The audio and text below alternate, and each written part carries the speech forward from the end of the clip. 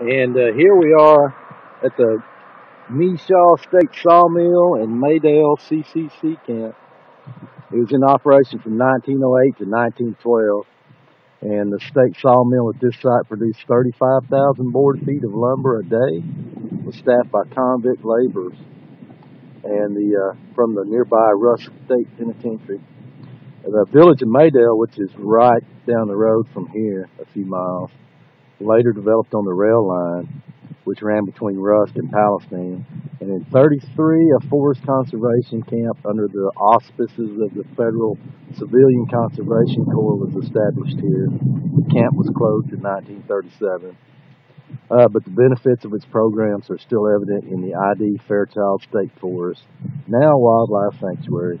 And it is a really beautiful place. You can see it's right, the marker's right outside the entrance to the state forest, and it's a beautiful place. They have hunting leases, and there's wildlife conservation area. And again, this is on Highway 84 East between Palestine, Texas.